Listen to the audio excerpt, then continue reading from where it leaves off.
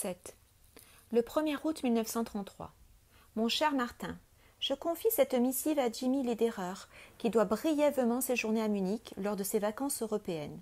Je ne trouve plus le repos après la lettre que tu m'as envoyée. Elle te ressemble si peu que je ne peux attribuer son contenu qu'à ta peur de la censure.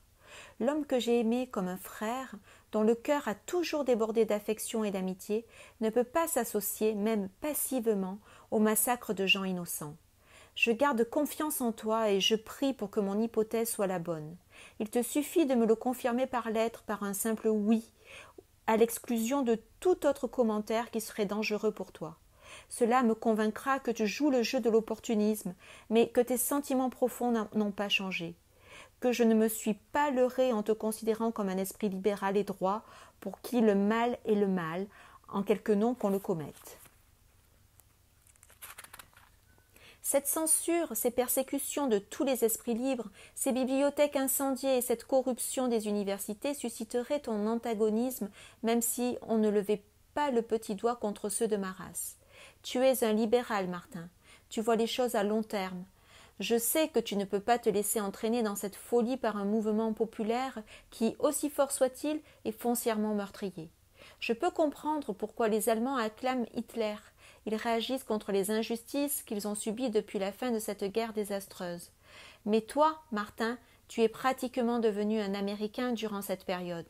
Je suis convaincu que ce n'est pas mon ami qui m'a écrit cette lettre et que tu vas me le prouver.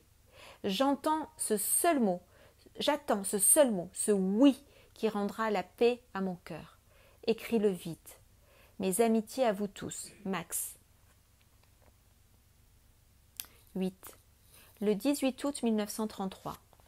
Cher Max, on m'a remis ta lettre, la réponse est non. Tu es un sentimental. Tu ignores que les hommes ne sont pas tous faits sur le même modèle que toi. Tu leur colles une gentille petite étiquette de libéral et tu t'imagines qu'ils vont agir en conséquence. Tu te trompes. Moi, un libéral quasiment américain?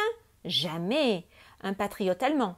Un libéral est un homme qui ne croit pas à l'action. Il se contente de tenir des discours creux sur les droits de l'homme. Il fait tout un tapage sur la liberté d'expression. Mais qu'est-ce que la liberté d'expression? Tout juste une bonne occasion de rester assis sur son derrière en critiquant ceux qui agissent. Existe-t-il rien de plus futile qu'un libéral? Non. Et je connais bien l'espèce pour en avoir fait partie. Ils reprochent au gouvernement leur passivité, leur incapacité d'instaurer le changement, mais qu'un vrai chef émerge, un homme actif qui, lui, se met à la tâche. Et quelle est alors la position du libéral? Il est contre. Pour le libéral, tout changement est mauvais. Ce que tu nommes chez ces bons esprits, la vue à long terme, des événements n'est qu'une frousse intense de se retrousser les manches pour faire. Ils adorent les mots et les nobles préceptes, mais ils sont parfaitement inutiles à ceux qui font le monde tel qu'il l'est. Seuls ces derniers, les hommes d'action, comptent. Et ici, en Allemagne, un de ces hommes énergiques essentiels est sorti du rang. Et je me rallie à lui. Non, comme tu le suggères, parce que, submergé par un courant, je ne peux pas faire autrement, mais par libre choix. Maintenant, je suis vraiment un homme. Avant, je n'étais qu'une voix. Je ne m'interroge pas sur la finalité de notre action. Elle est vitale, donc elle est bonne. Si elle était mauvaise, elle ne susciterait pas autant d'enthousiasme. Tu dis que nous persécutons les libéraux, que nous brûlons les livres. Tu devrais te réveiller. Est-ce que le chirurgien qui enlève un cancer fait preuve de ce sentimentalisme niais? Il taille dans le vif, sans état d'âme. Oui, nous sommes cruels. La naissance est un acte brutal. Notre renaissance l'est aussi. Mais quelle jubilation de pouvoir enfin redresser la tête. Comment un rêveur comme toi pourrait-il comprendre la beauté d'une épée dégainée? C'est ce qu'est notre fourreur, mais tu n'as jamais rencontré un Hitler.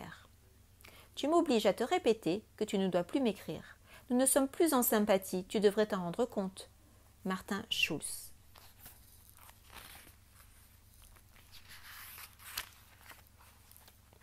9. Le 5 septembre 1933. Cher Martin, 6 juin, la traite qui te revient et les comptes du mois. Je suis dans l'obligation de te faire passer ce bref message. Grisel est partie pour Berlin. Elle est trop audacieuse. Mais elle a si longtemps attendu son succès qu'elle n'est pas prête à y renoncer, et elle rit de mes craintes. Elle joue au théâtre Koenig. Tu es un fonctionnaire du régime. Je te conjure donc, au nom de notre vieille amitié, de la protéger. Va à Berlin si tu le peux et vois si elle n'est pas en danger. Tu seras chagriné de constater que j'ai été obligé de supprimer ton nom de la raison sociale de notre affaire. Tu sais qui sont nos principaux clients. Ils n'achèteront plus rien dans une maison qui porte un nom allemand. Je ne peux pas discuter de ton changement d'attitude, mais tu dois me comprendre. Je ne m'attendais pas à te voir prendre les armes pour mon peuple parce qu'il est mon peuple, mais simplement parce que tu étais un homme épris de justice. Je te confie mon imprudente Griselle. Cet enfant ne se rend pas compte du risque qu'elle prend. Je ne t'écrirai plus. Adieu, mon ami Max. 10. Le 5 novembre 1933. Martin, je t'écris de nouveau car j'y suis obligée. Un sombre pressentiment m'habite. J'ai écrit à Griselle dès que j'ai su qu'elle était à Berlin. Elle m'a répondu un mot très bref. Les répétitions se passaient brillamment et la pièce devait être incessamment à l'affiche. Ma seconde lettre, qui contenait plus d'encouragement que des mises en garde, m'a été retournée non ouverte avec la mention « inconnue à cette adresse ». Quelles ténèbres véhiculent ces mots? Comment pourrait-elle être inconnue au théâtre, même où elle joue? Il s'agit sûrement d'un message signifiant qu'il lui est arrivé malheur. On sait ce qui s'est passé, mais vous n'en saurez jamais rien, disent ces cachets sur l'enveloppe. Elle est tombée dans une sorte de vide et il est inutile de la chercher. Voilà tout ce qu'on me dit par ces deux mots, adressant Unbekannt. Martin, dois-je te demander de la trouver, de la secourir? Tu as connu sa grâce, son charme, sa beauté. Elle t'a donné ce qu'elle n'a donné à aucun autre homme, son amour. N'essaie pas de m'écrire. Je sais que je n'ai pas même besoin de te demander ton aide. T'apprendre qu'elle est sans doute en danger suffit. Je la remets entre tes mains car je n'ai aucun autre recours. Max. 11. 23 novembre 1933. Martin, c'est par désespoir que je me tourne vers toi. Je ne pouvais pas laisser passer un mois de plus. C'est donc en avance que je te donne quelques précisions relatives à tes placements. Tu pourrais vouloir effectuer certaines modifications, ce qui me permet de joindre à ce relevé bancaire un appel au secours. Il concerne Griselle. Depuis 2 mois, je n'ai plus aucune nouvelle d'elle. Mais des rumeurs en provenance d'Allemagne commencent à circuler. De juif à juif, on chuchote des histoires tellement horribles que je me boucherais les oreilles si je le pouvais. Mais je ne le peux pas. Il faut que je sache ce qui lui est arrivé. Il faut que j'aie une certitude. Elle a joué 1 semaine dans la pièce berlinoise. Puis le public, apprenant qu'elle était juive, l'a conspuée. Cette magnifique et téméraire enfant est malheureusement têtue, comme un âne. Elle leur a renvoyé le mot juive à la figure en leur disant qu'elle était fière de l'être. Certains spectateurs se sont levés, furieux, et ont sauté sur scène. Elle a couru dans les coulisses.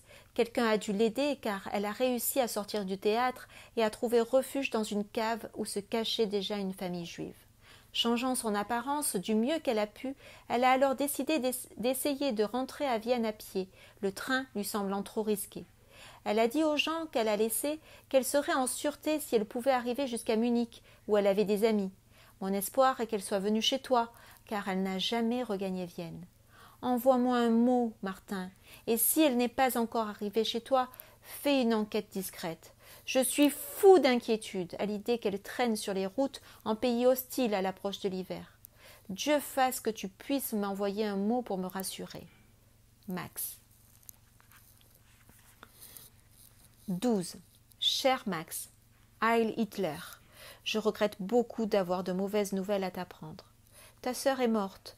Malheureusement pour elle, elle s'est montrée stupide. Il y a 15 jours, elle est arrivée ici avec une horde de SA qui défilait sur le chemin, pratiquement sur les talons. La maison était pleine de monde. Elsa n'est pas bien depuis la naissance du petit Adolphe le mois dernier. Le médecin était là, ainsi que 2 infirmières, tous les domestiques et les enfants qui couraient partout. Par chance, c'est moi qui ai ouvert la porte. Tout d'abord, j'ai cru voir une vieille femme, puis j'ai vu son visage, et j'ai vu aussi les SA, qui passaient déjà devant les grilles du parc. J'avais une chance sur 1000 de pouvoir la cacher. Une domestique pouvait surgir à tout moment. Avec Elsa couchée là-haut, Malade, comment aurais-je pu supporter que ma maison fût mise à sac? Et pouvais-je courir le risque d'être arrêté pour avoir tenté de sauver une juive et de perdre tout ce que j'avais construit ici? Bien sûr, en tant que patriote, mon devoir m'apparaissait clairement. Elle avait montré sur scène son corps impur à des jeunes Allemands. Je devais la retenir et la remettre sur le champ Ouessa. Mais cela, je ne l'ai pas fait, je lui ai dit. Tu vas tous nous faire reprendre, Griselle. Cours vite te réfugier de l'autre côté du parc.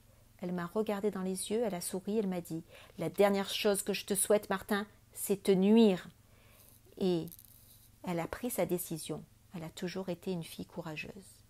Elle devait être épuisée car elle n'a pas couru assez vite et les SA l'ont repérée. Je suis rentré impuissant. Quelques minutes plus tard, ses cris s'étaient tus. Le lendemain matin, j'ai fait transporter son corps au village pour l'enterrer. C'était stupide de sa part d'être venue en Allemagne. Pauvre petite Griselle, je partage ta peine, mais comme tu vois, je ne pouvais pas l'aider. Maintenant, je dois te demander de ne plus m'écrire. Chaque mot qui arrive dans cette maison est désormais censuré, et je me demande dans combien de temps, à la banque, ils se mettront à ouvrir le courrier. Je ne veux plus rien avoir à faire avec les Juifs, mis à part les virements bancaires et leurs reçus. C'est déjà bien assez fâcheux pour moi qu'une Juive soit venue chercher refuge dans mon domaine. Je ne tolérerai plus d'être associée d'une manière ou d'une autre avec cette race. Martin.